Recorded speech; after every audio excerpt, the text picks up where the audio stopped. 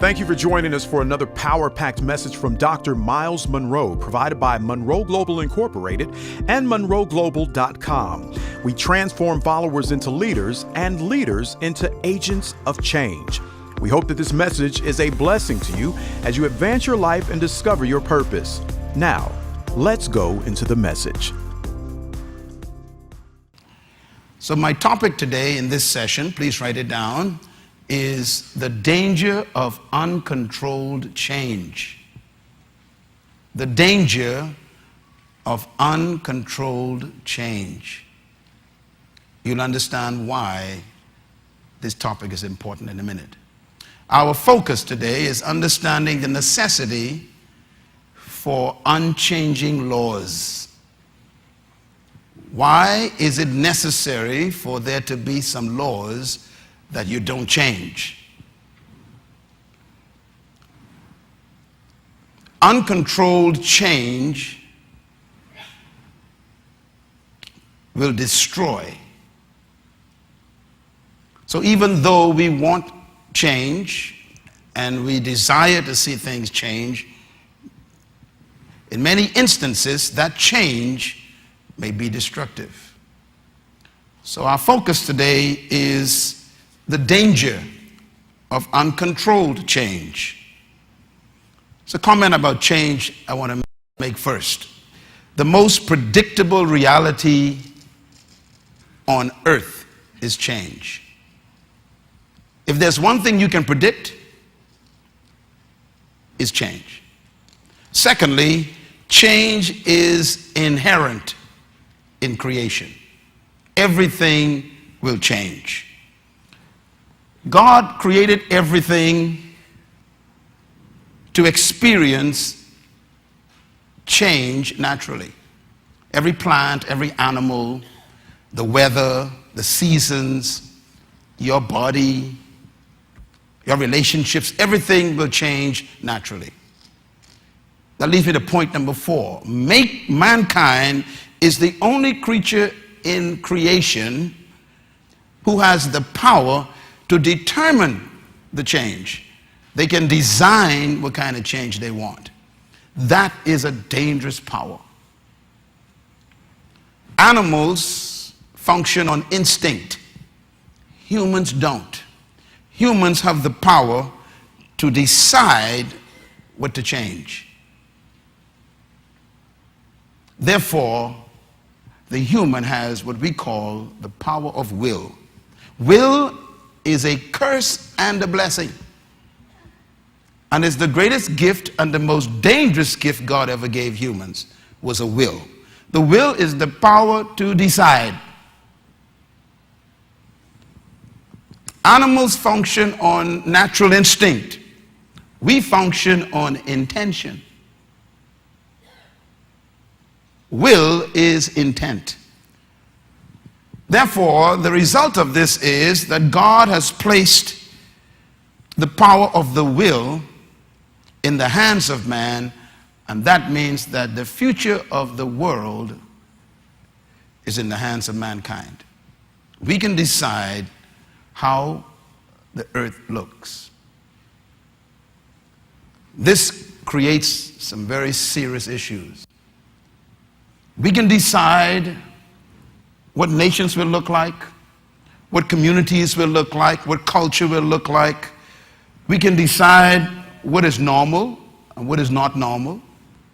We can determine what is right and what is wrong, what is good and what is bad. All that power is in your hand. We can decide to love God or curse God. We can decide to abandon truth or create our own. This is a powerful power called the will that God gave us. And because of that, change is in our hands. I want to list very quickly what I call human-imposed change. We are using the will to impose some changes in the world right now, and all nations are experiencing these changes. First, political confusion. Constitutional revisions are taking place all over the world. Social transitions. ideological reinventions, philosophical instability. We also experience moral manipulation of our countries, values vacillation. Our values are up and down. We're not sure what we value anymore. Religious conflicts, scientific inventions. We are deciding how to use them. Technological advancement. And of course, economic interdependence. We call it globalization. That's a massive change that's taking place. The last one I think is very dangerous. Redefinition of terms. We are redefining things, even redefining words. Words like marriage, we want to redefine it. So this is the kind of world we live in. And I wanted to quickly take you through what I call the age of change. Man has gone through a number of changes, and I'm going to go through these very quickly. Some of you who are history students would recognize them. You've heard about the age of the Renaissance. Then we have the age of reason, the age of postmodern era. We have another age we define as the age of secularism. Then we have the scientific age, the age of enlightenment, the age of humanistic society. And then we have a recent one that just came along called the age of the new normal, whatever that means. And then we have what I am going to define the age we live in right now, and it's the big one. We live in the age of experimentation. We are experimenting with everything. We are tampering with economic formulas. We are experimenting with relationships. We are experimenting with politics. We are experimenting with education. We are experimenting with all kinds of different cultural entities. We are not sure what we want. This is a dangerous period right now we live in. Experimentation. What's the result of unchecked change? I'm going to give you a reality check real quick.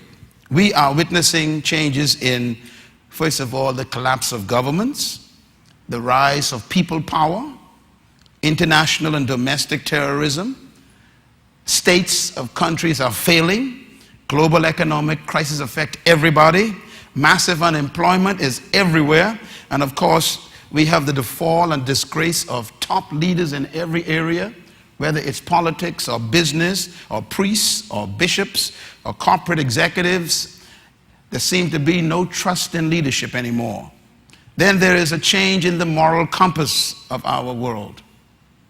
Things that we used to consider immoral are now becoming acceptable.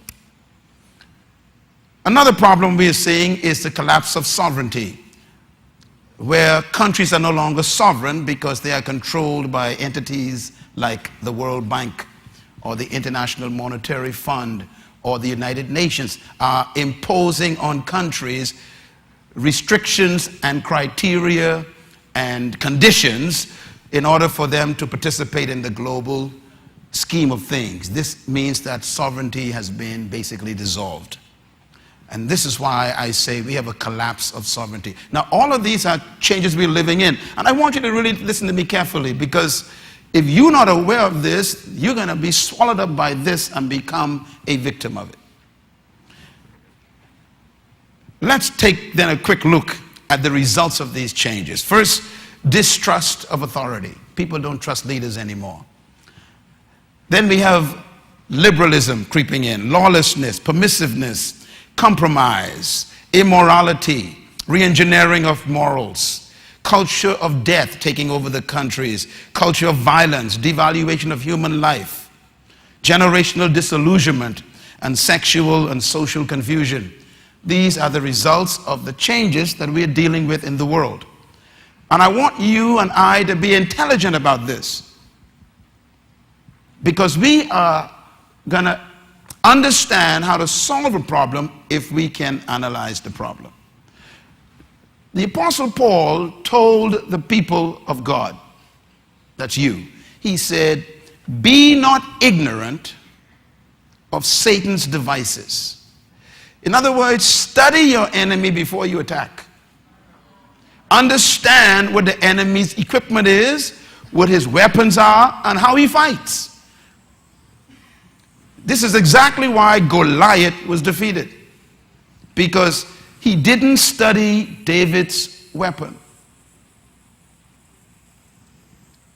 David understood his weapon. He knew and understood Goliath's equipment.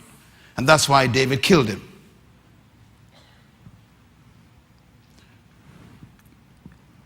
We have to understand what's happening in order for us to know what to do. I mentioned to you earlier in this series that the number one tribe of Israel was a little tribe called Issachar. Issachar is a tribe you don't hear much about in the talk when you talk about the tribes of Israel. But God said that they were the most effective one. And God told us why. He said because they understood the times and they knew what to do. Just two things. So when you see me talking like this, you need to listen to me carefully. I'm trying to help you understand the times so we could know what we must do. Jesus told the Pharisees and scribes one time when he was teaching them about the kingdom, he made a statement I hope he would never make to me. He said, "You do not know the time of your own visitation." In other words, you can miss what God wants to do because you're not aware of what's happening. I hope God will never say that to me. And so this is the world we live in. And here's a statement to write down. The world cannot heal itself from this situation. Albert Einstein said something I repeated often. He said, you cannot solve a problem at the same level it was created. Jesus said it this way, a bitter tree cannot bring forth sweet fruit. In other words, an unrighteous man cannot become a righteous government leader. You cannot demand sweet water from a bitter spring. Which means that if man created the problems, man cannot solve them. Are you with me? That's why for God to save the world, he couldn't find someone in the world to save it. So for God so loved the world, he didn't use anybody in it to save it. He sent someone from outside into the world. So the sign that Jesus is not from earth is a sign that we cannot save ourselves. That leads me to point number 2. Doing nothing is not an option. The world is crumbling. Nations are imploding. Social structures are collapsing. And the issue is we cannot just watch it happen because we are in it. That leads me to point number 3. Write this down. Whatever you allow, you can never criticize. In other words, whatever you avoid, you can never change. And whatever you complain about, you can never criticize. And this is why point number 5 is important. You must become the answer to your own prayer for change in the world. No longer should you ask God to send someone to fix something. This is the time in life where God is saying, you fix it. You do something about it. You take action because you are responsible for this error. And this is why God is telling us, I want you to transform your society by you taking leadership with kingdom influence. What a heavy burden I feel in my spirit right now. You see, whatever you permit, you are responsible for. So if we sit back and allow them to pass laws that we disagree with, we can never criticize those laws.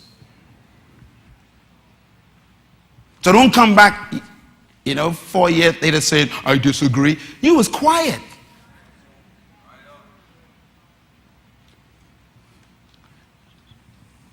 Jesus said you go to the rooftops and you shout out the truth.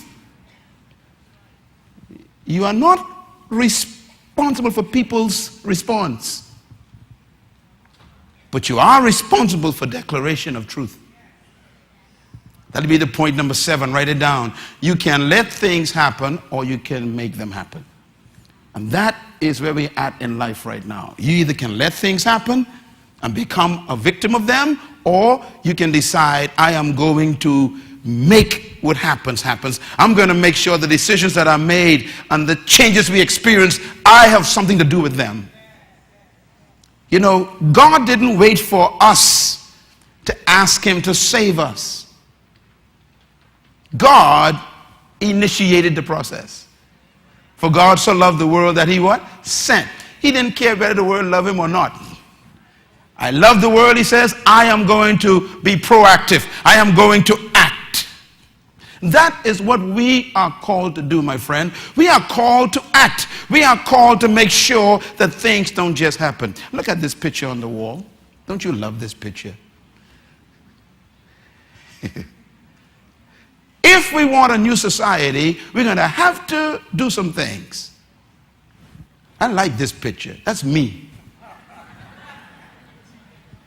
Fishy, fishy, fishy. Read it, the statement at the top. Read. If you want something in your life you've never had, you'll have to do something you've never done. In other words, jump. You got to take a chance. You might miss the bowl, you know, but at least you didn't stay with those who cropped up in a bowl. You cannot change the world by remaining safe. You cannot change the world by being afraid of criticism. It is the man or woman who have decided that criticism is an encouragement that become dangerous people.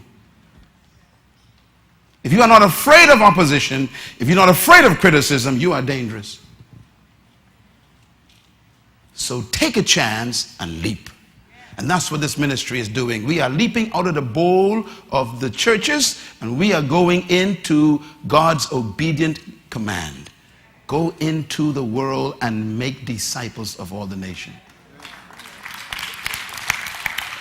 I want you to read this next statement, because when you begin to leave the pack, you may run into some problems with your own friends. Some of you are laughing already.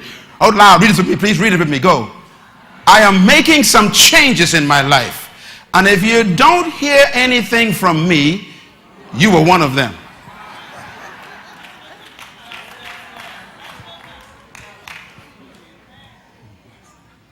There are some people you got to leave in the old bowl.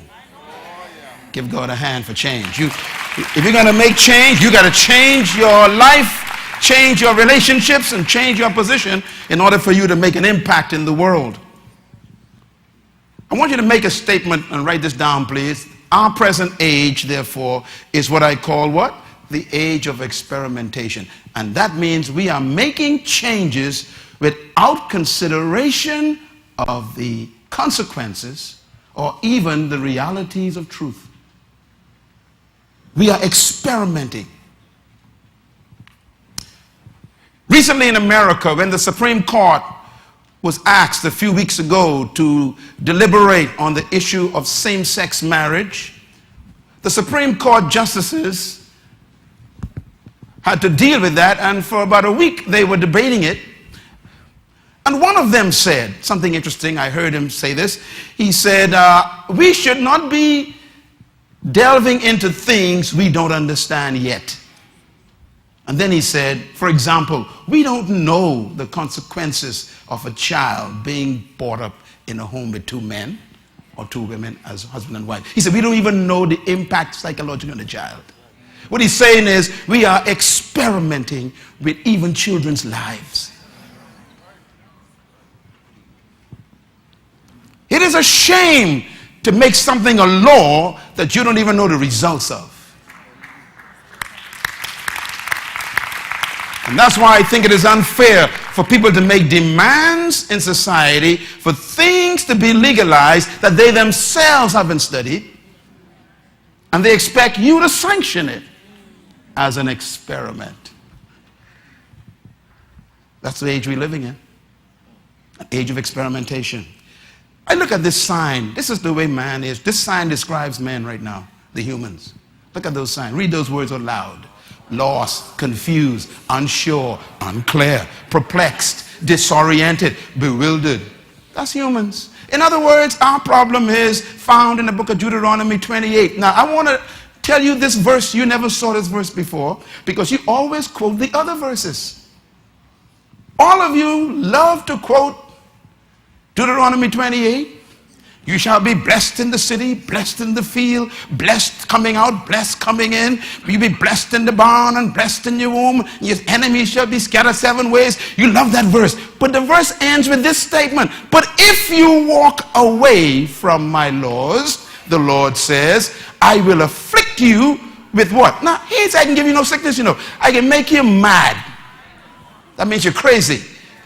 I'll trick you with what? With madness, blindness, and confusion. God actually sees them worse than cancer.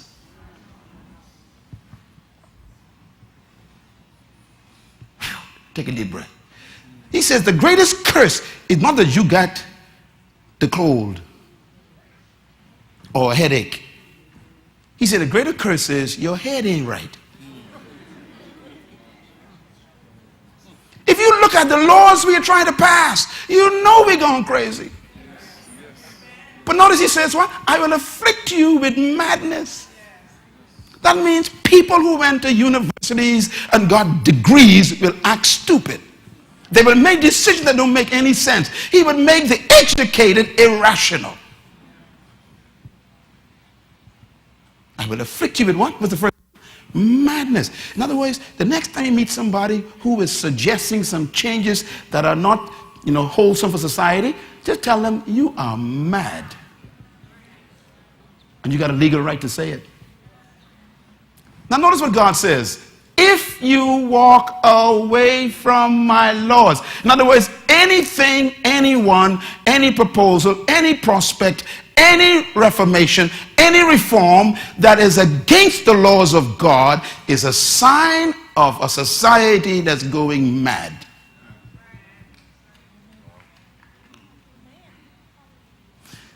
Ladies and gentlemen, the next word God uses is what? Blindness. Blindness means that even though you see the truth, you can't see it anymore. Your mind is so set on what you want that you can't even see the truth. You only see what you want to see. That's blindness. I know this is wrong, but it feels good to me and I want it. That's blindness. It's like an alcoholic. They're famous, aren't they? I know it ain't good for me, but I like it. See, that's madness. I know my daddy died from cigarette cancer, but I like to smoke. This is madness. Blindness. Experimenting. And the last one is what? Confusion. Everybody say confusion.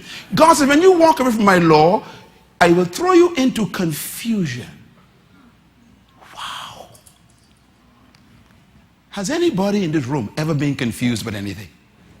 Okay, I want you to go back and think for a minute how you felt when you was confused. Okay, you was driving in Florida trying to find this place. Let's go there for that one for example. You have the address, but you keep missing the exit. And it takes you to West Palm Beach to get back. How do you feel when you're confused? You're still active, still wasting gasoline, you are still wasting time, but you ain't getting nowhere. Confusion means you're still busy, but not effective. Confusion means you are spending money, you are using time, and wasting all of it. A confused person is a dangerous person. God will make you confused. Now look at the last line. He says, and you will be unsuccessful in everything you do. This is in the Bible. God says, you walk away from my fundamental foundational laws, I predict your future. You ain't smarter than God. Your PhD means nothing to God's laws. You can't outgrow God's laws. You can't out-educate God's laws. God says no matter what you try, you will be unsuccessful. Some of you will never see these scriptures, eh? God said, look, if you start tampering with laws that are permanent, you're predicting your own failure.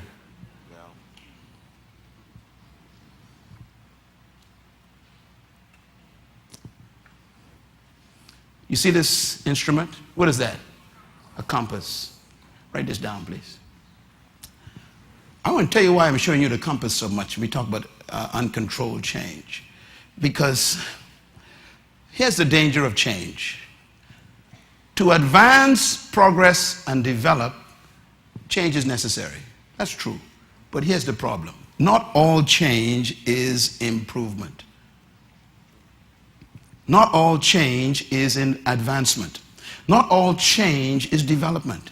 Not all change is progressive. There are people who you knew, and perhaps still know, who were good people in your family. And now they can hardly stand up.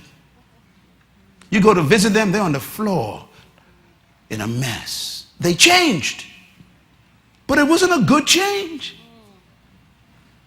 You know your sister was not an alcoholic 5 years ago. You know your brother was not a dope addict 10 years ago. And you go to visit them, they don't even know where the door is. There's a change. But is it a good change?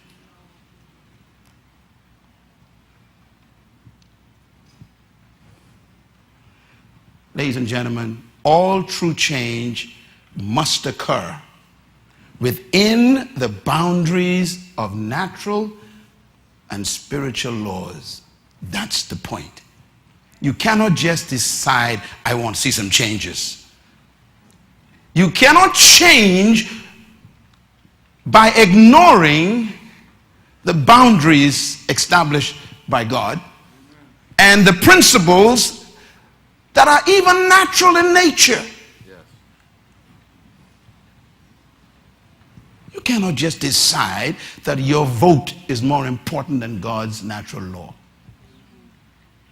One thing I love about nature, it doesn't care about your vote.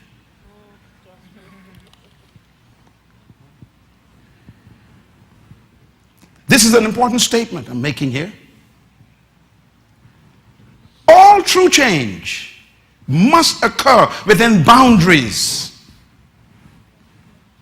It must occur within some principles that are laid down, some laws that are being pre-established.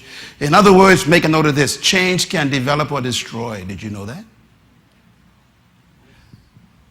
Anyone in this room who has a tumor or had a tumor, you just got healed, or if you know someone who had a tumor is actually good cells. Every doctor here will tell you that a tumor, including cancer, you know, cancer tumors, these are good cells. The problem is something happened in the chromosome level of the cell that coded for the cell to multiply too fast. It's a good cell, but it multiplied too fast. There was some interference in the chromosome of that cell, which codes for normal multiplication. Your cells right now are multiplying 1 million a minute. That's why you're still alive. But if a cell malfunctions and it begins to multiply too fast, then it becomes too many cells together, and we call it a tumor. A tumor is simply a multiplication of cells that multiply too fast. So here we see your whole body is made up of cells. Your cells will keep you alive. Your cells are important, but too many of them at the same time can destroy you. What makes the cell a tumor? A law of control was broken. I don't think we have any idea what our country is going to look like in 10 years by some of the laws we are recommending. I am afraid for America. America is such a great country the last 200 years. But I'm so afraid that the laws that they are tampering with seem to be disturbing the chromosome of natural laws that can end up with tumors that are nationally destructive. I'm talking about global implosion. Don't ever think a tumor is a bad cell. It's a cell out of control. Some companies collapsed because they grew too fast. Some of your business people here today will tell you the company started big and they got excited and they moved to a building they couldn't finance and hire people they couldn't pay. All of a sudden they realized that this weight is too much. And then they call it resizing and downsizing. In other words, let's go backward, they say. Why? Because you didn't manage the growth. You didn't control the change. And the very thing that was supposed to be a blessing became a curse. Your company became your burden. Are we smarter than God?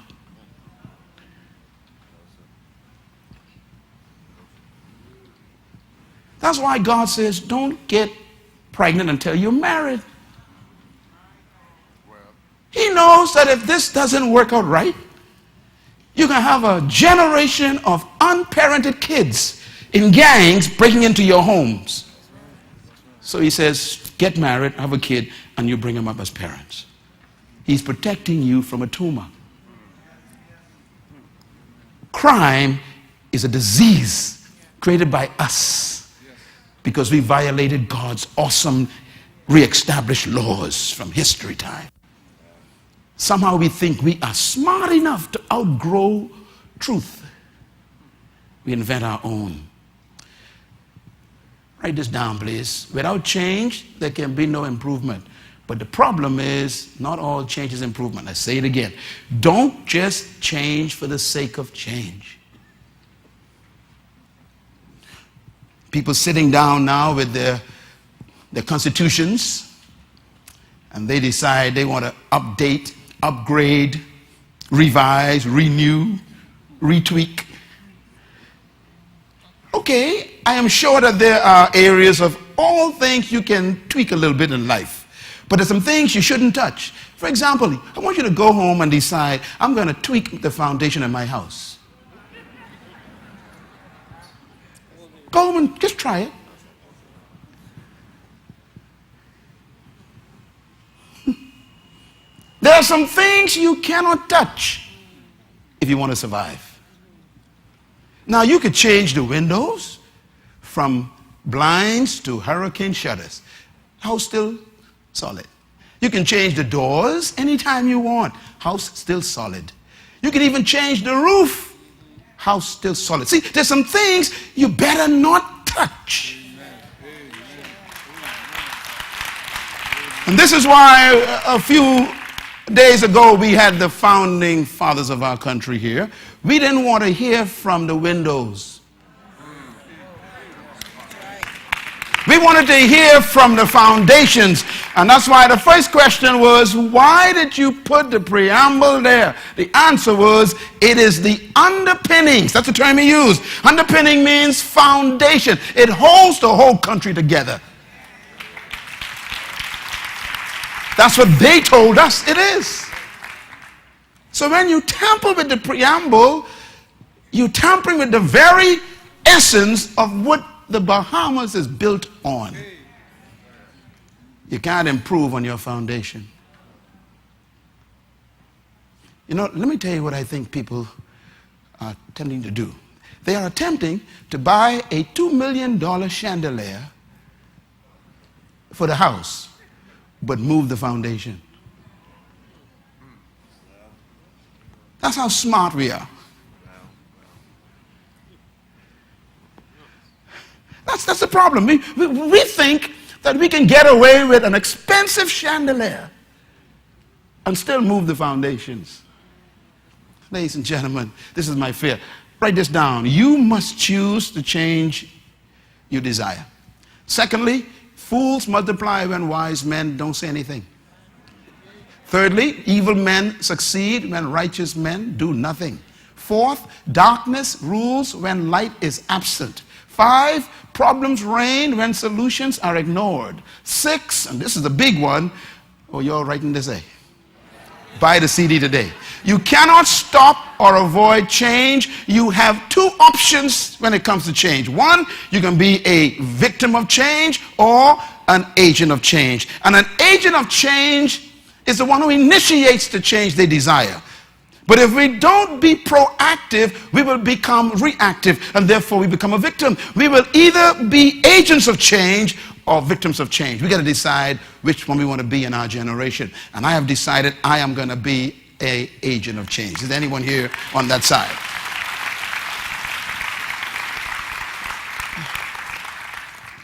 The world is afraid of smart believers like you. They're afraid of you. So they say to you, stay in your lane. I ain't got no lane. The whole track belongs to my daddy. Y'all clapping me before I go home. I cross lane anytime I see the lane going or the lane. They say things like, why don't the church stay out of oil, stay out of law, stay out of politics? Shut your mouth. I ain't staying out of nothing because all of it belongs to my Father. This is my country. I have to live here. Is there anybody here who believes that too?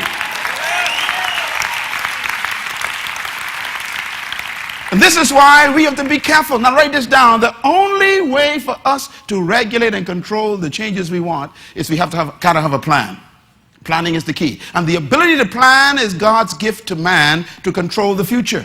We can design and desire what kind of future we want. Planning is man's proactive response to inevitable change.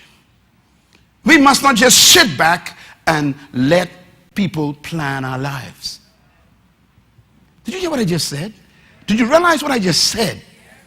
There are people sitting in rooms with closed doors, sitting around tables, planning your life while you praying in tongues. That ends right here.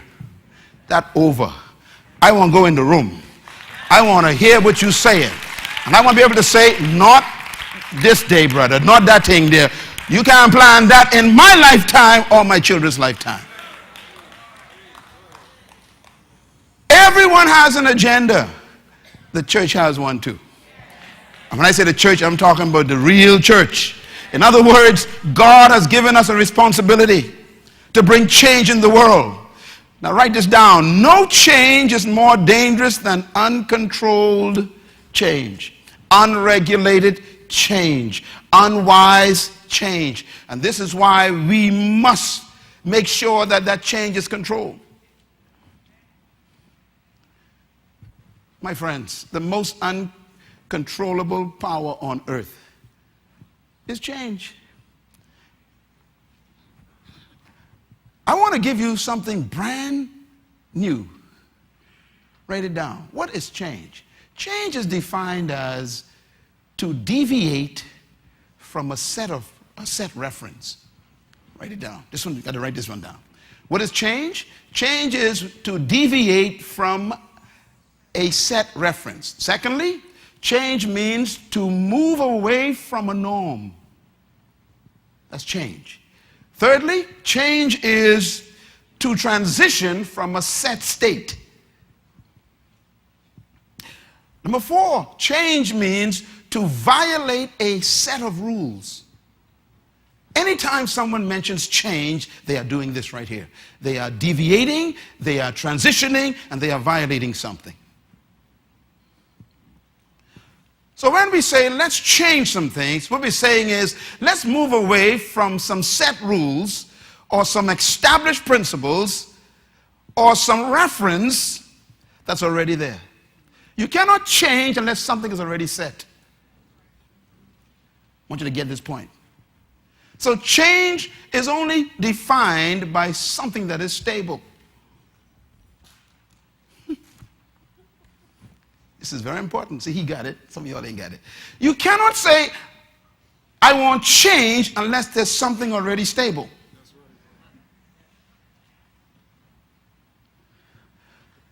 So when we talk about changes in our society, changes in our culture, changes in our future, we're talking about moving away from some things that we considered a reference, a norm, a set state, and rules we abided by. Oh, I wish I could tell you how important this is. So when they say, let's change the definition of marriage, the very statement implies there is a definition already. Do you understand what I'm saying? When you say that you are oriented to be a she-male, then there must mean there is a female and a male. In other words, you cannot deviate from a deviation. Write that down, man. That's good stuff. You can only deviate from something that's original. So when a person is away from the original, they are called a deviant. I think you use all kinds of terms, sexual preference, orientation. No, you are a deviant. You deviated from the original norm. That's all. And be honest and say that. Don't try to get me to bless it. Just tell me you are a deviant and we are friends. Are you with me? Change has to have a reference. Selah. And so we cannot declare change without admitting that there must be an original reference. Do you understand what I'm saying? Now, let's get a little deeper then before we run. Change is impossible without an original reference. Therefore, the question is, what is an original reference? And this way we get it now to simplicity in God. Number one, the original source is considered an original reference. For example, if you took a bucket and put it in a well, and you pull the bucket up with water in it, what is the source of the water in the bucket? The well. So the well is the reference. So if someone asks you where you got the water from, you refer back to the well. Now the bucket can never be a well. You're all slow today. There's some people who say, look, God made me male. I want to change myself. You can't change yourself. You ain't the well. Somebody clap by themselves. You can't. The bucket will never be the well.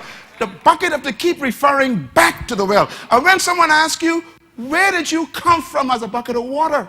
You have to refer to the well. Keep going back to the well. And if they want water, don't tell them come to you. You got your own water. In other words, a bucket can never outgrow the well. The bucket is never better than the well. It's never bigger than the well. It's never wiser than the well. At least the point number two. What is the original reference? Is the original state of something. Now, stake. Now, what do I mean by stake? We have a gentleman here who is a experienced, what you call those guys? Surveyor. Yeah. Is he here today? Are there any surveyors here? Yeah, stand up here. Barack Warren, one of our ministers. Now, he is a surveyor. I want you to get me a microphone. I want you to ask him something. See, we think we're smarter than God. When you start moving the stake, you get locked up. Now, we have a professional man who owns a surveying company.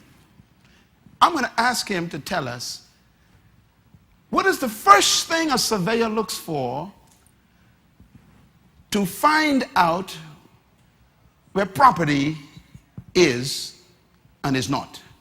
Tell us how you do it, sir. Well, the first reference is the... Oh, what word you use again? The first reference. Okay, see that now? You see where we're going again? Okay, confirmation here. Go ahead, sir. The first reference is what is established from the original design. Okay, stop there again. So as a surveyor, the first thing you look for it's not what the person want. Correct. You look for what? The original design. Original design. Right. And then you look for what? The references that were established at that time. So you go back to the original design and you look for the original reference. What do you call the reference? Well, it's interesting, the Old Testament, one of the first laws that God gave Moses was says, do not move the ancient boundary stone. Yeah, we can get to that voice in a minute. See, now this guy is a professional architect and he using scripture for his company.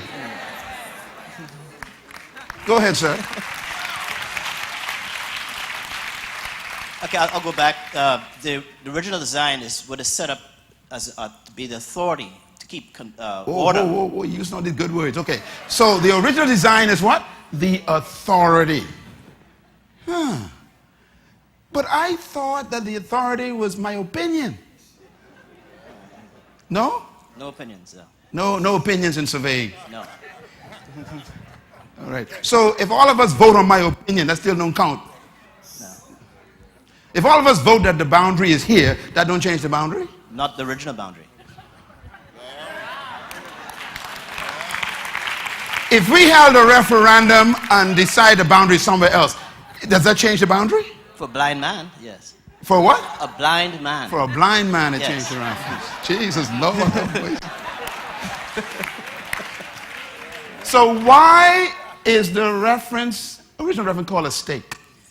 Well, the original reference maintains order. Because Stop again. See? You want to come preach, man? This is good stuff. No. Original reference, what? Write that down. It maintains order. That means when you move the original reference, there's social disorder.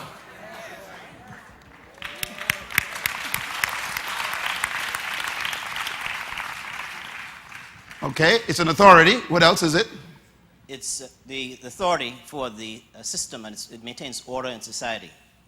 If there's an overlap, there's something called encroachment. Whoa. Okay. Write that word down for me, man. Okay, so now when boundaries overlap, if somebody overlap, it's called what? It's encroachment. Called encroachment. It means that someone is usurping the rights. Someone is usurping. Don't walk too fast. Okay, so there's some people dressed in suits in Parliament who are claiming to usurp God's authority. So the Supreme Court judges can actually move the stake. That's correct. But it's not real. It's called usurping. That's right. It's called the authority of a blind guide. That's the word you use? Well, no. I'm saying in the scripture. The scriptures call it the blind guide. Right. Yes. So what do you call that in your business? Well, in surveying, if there's confusion in boundaries, you have to always go back to the original reference. Say it again now. If there's confusion in the boundaries, right, you must always go back to the original reference. Right. Right. You write that down, man. That's good stuff. Okay? You watch this now. You see, now what are we doing right now in our countries? We tampering with what? The boundaries. Well, we're creating what some people desire, not knowing what the foundation is. And what we do is we create confusion according to what we think is the right way to go. And what we think doesn't cancel the original? No, what we think is contrary to the Creator. And so what we're trying to do is to create a superficial creation that we think is superior to the Creator. Superficial Yes. creation. You all write that words down, man. That's good stuff. So you can have a superficial country. Correct. So you can have a superficial marriage. That's correct. Or confusion. So you can have a superficial family. That's correct. You can become a superficial person. That's correct. Man, this is heavy stuff, man. So next time you see somebody in the airport who ain't sure what they are, just tell them, you superficial.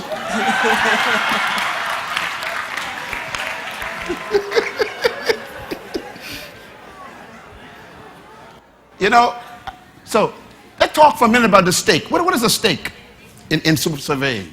A stake would be the reference that determines basically have a stake, there'd be a determination between with two stakes that determine the boundary.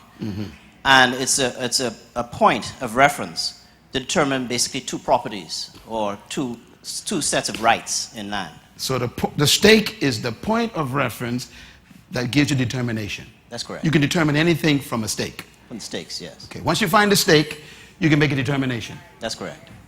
Okay. So a reference is the stake against which you measure all determinations. Give our surveyor a hand. Thank you very much.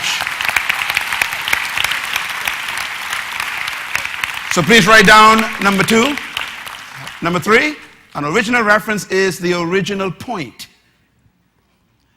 Number 4 rather, it is the original law against which everything is measured. So a reference point, therefore, is the original principle established. When you start talking about change, you must first find the reference. Our founding fathers sat on the stage a few weeks ago, and 3 of them said, I don't know why they touching this thing. They don't understand it, they said, and they're trying to change it. In other words, they haven't studied the stake first. What was the original intention for laying the stake? We got opinions about things. Some of y'all sat here and you was changing that meeting, weren't you? When the man talked about, the husband of the woman cannot just become a citizen. When he explained it, it made sense. He said the reference was you go with your husband.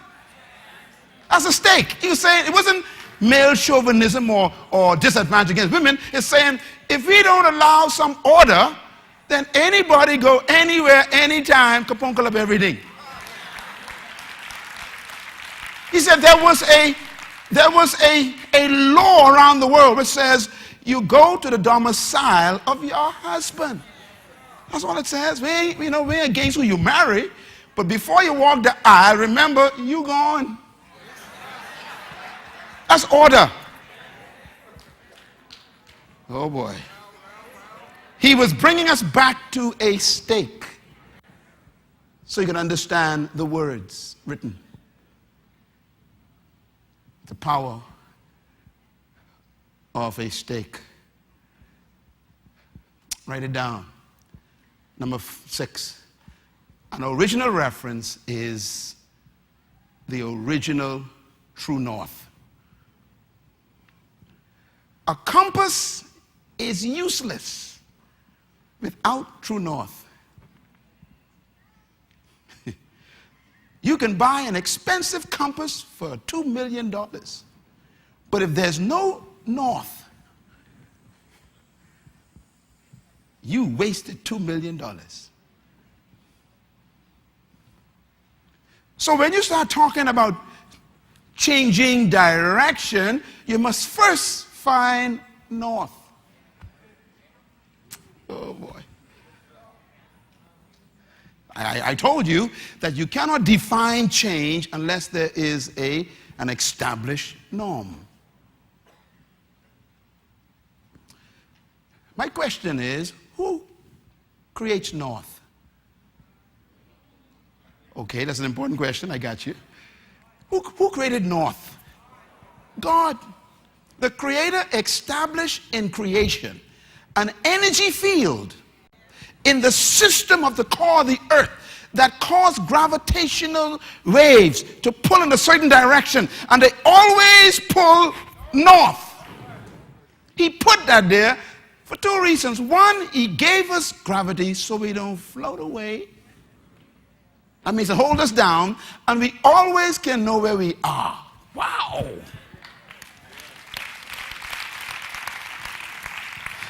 You cannot vote against gravity.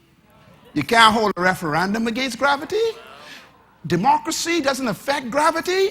If 90% of us voted against it, it'll still exist. That's the way the laws of God are. Your opinion doesn't touch it.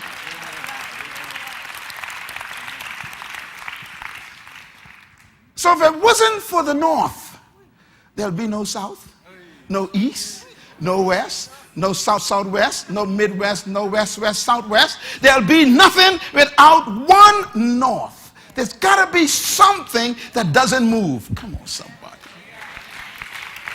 Hallelujah. That's why the first thing God gave Moses when he said, I'm going to create a new nation, he gave him law. He said, now don't touch it.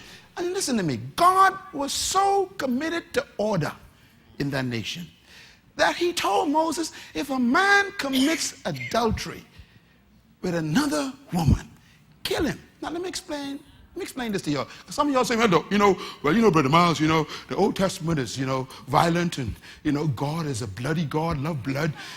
No. See, you missed the whole point.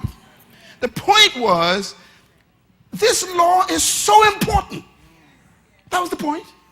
That if you violate the law, it's better to remove you from the community because it can destabilize the entire community. That was the point. It wasn't the stoning, it was the value of fidelity.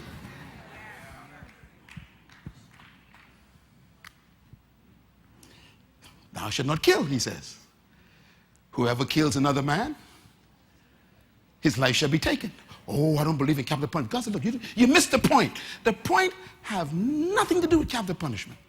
The point is the value of human life. That's why the people sitting in this building right now and watching this program, whose relative was killed, and the person who killed them is in jail. And these people still can't sleep. Because you see, 20 years in prison cannot be equal to the value of the absence of a relative forever. Yes, sir. It's not the punishment God was talking about. It was the devaluation of human value when you treat a life for 20 years. You can't compare life for 20 years. That's right. He was establishing a north. And most of the people who stand up in public, talk about these things, have no idea about Scripture. Always quoting things they don't understand. It makes me wonder. It'd be nice. And some of the people in Parliament quoting things, man, and they don't go to church. They have no good pastor to teach them the understanding of those scriptures, and they quoting against God. They don't understand the principle, the law, the stake that God was establishing. God was saying, look, thou shalt not steal. That was a stake. Don't move things that ain't yours legally. That includes other people's spouse.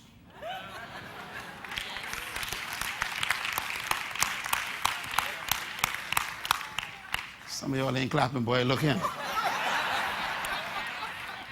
You better clap, brothers, because, it might confuse me.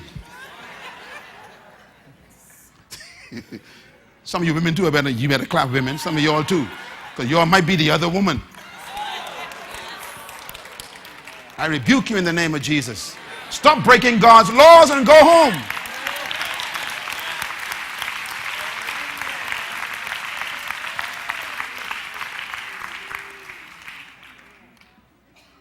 True north. Look at this. I found this. This picture tells me everything. When your computer has a problem and it is confused and you don't know why it ain't operating, and when your programs ain't running right, and all kind of things popping up that you ain't controlling. Come on, you got computer problems like that? Things happening that you didn't do. And your computer just ain't behaving. And the more you try to fix it, the more things pop up. I've been there many times. That's called confusion. When there's confusion, they normally say you should do something. Go to default. They call it reboot. Come on, computer problem, talk to me. In other words, shut it down. Oh, Lord, I'm getting ready to go. He said, shut the whole department down. Shut the government down and go back and start over. Go back to the original and say, let me get the manufacturer's design. You keep pressing button, it keeps getting worse.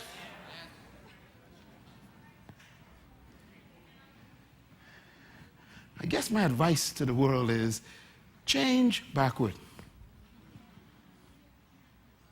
The secret to success in times of confusion is going back to default.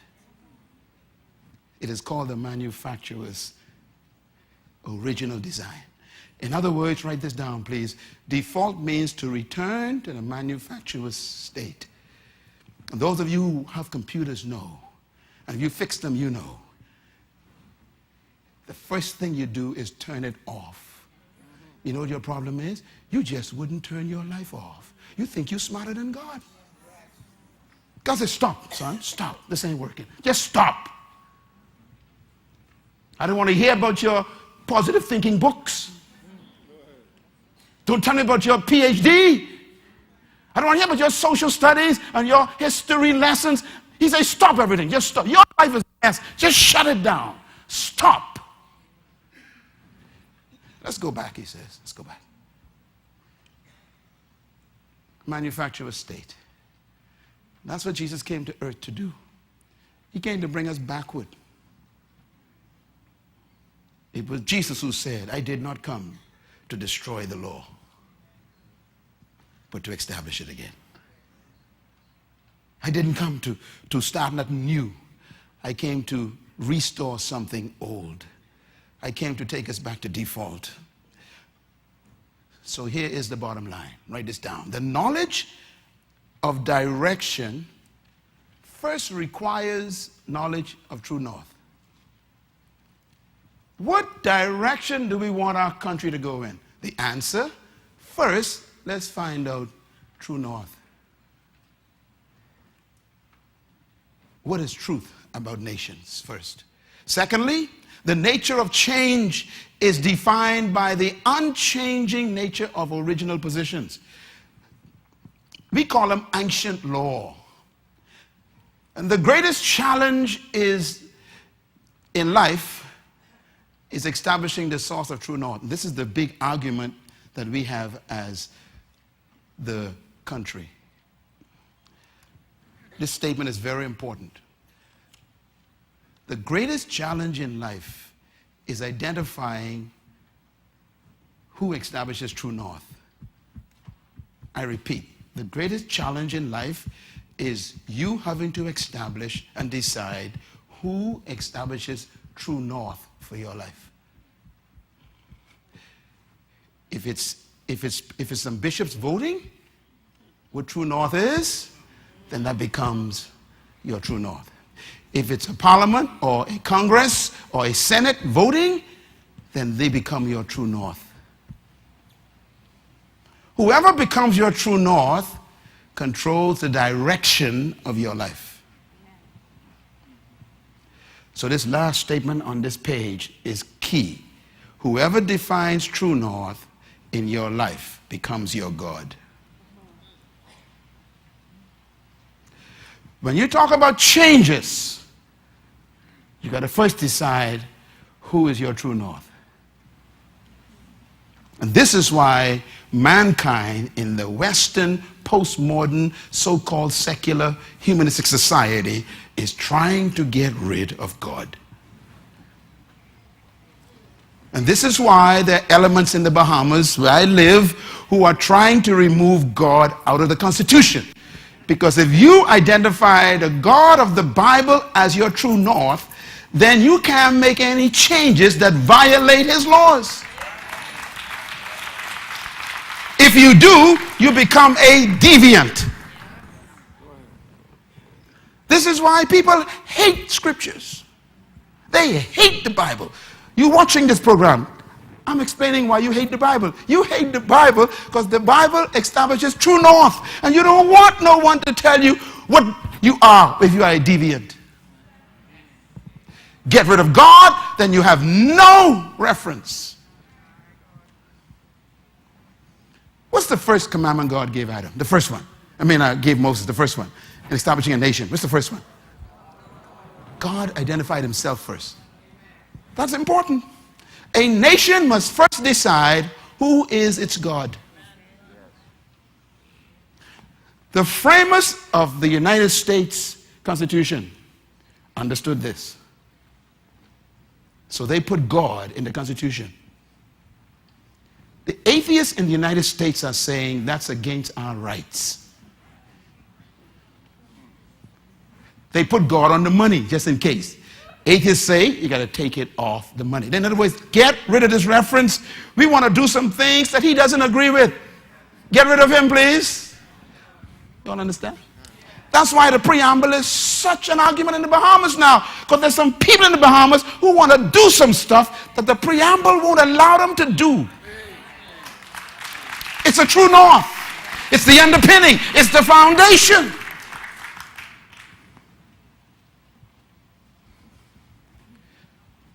An atheist makes themselves God.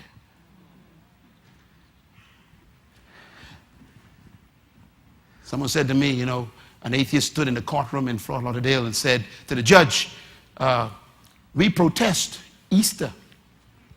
We protest Christmas. We don't believe in these things. And they made a case. They said, the Christians, they have Easter holiday and they have Christmas holiday and we atheists, we ain't got no holiday. And the judge says, wait a minute, there is a holiday for you all. He said, what day? April Fool's Day. The guy says, what are you talking about? He says, the Bible says, only a fool says in his heart. So that's your day. We got a whole day for y'all. A whole day. Enjoy the whole day.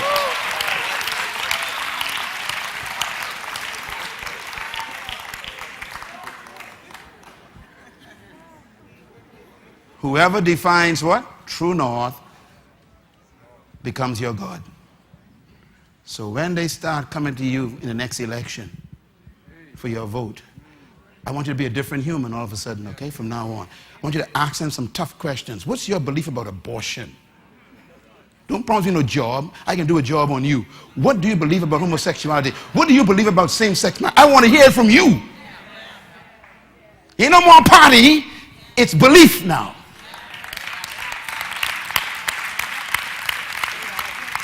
Because I can't have you in there behind that closed door voting a certain way you didn't tell me. Oh, you all sit right there. That's what they doing.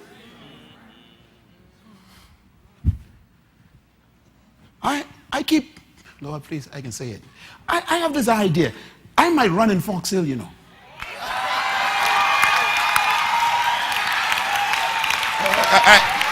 big crossing my mind. What would I say? That's a constituency.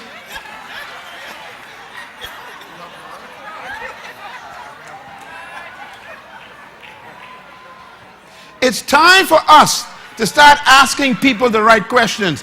Not can you find me a job? Where are you carrying us for the future?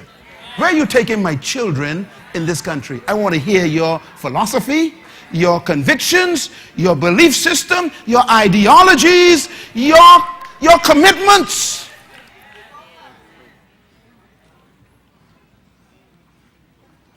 So next election, I don't want no t-shirts jumping up and down. I want you to get it right. A whole new electorate now has come alive. We have our country in our hands, and no one's going to decide things we don't want anymore. Y'all scared, man. You cannot just sit back and say, let them run the place. That's what America did.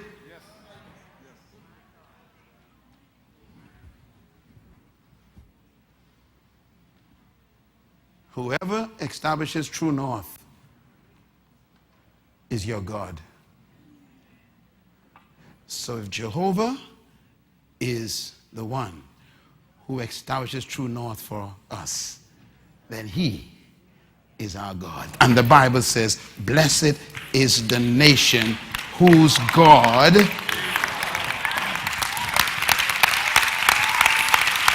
Thank you once again for listening to this message, as we hope that it has been a blessing to you. Our goal is to show you new paths and opportunities so that you can discover your purpose. It is your love, support, and partnership that makes Monroe Global possible. Please visit us online at www.monroeglobal.com for more product, partnership, or to join us at one of our live events around the world.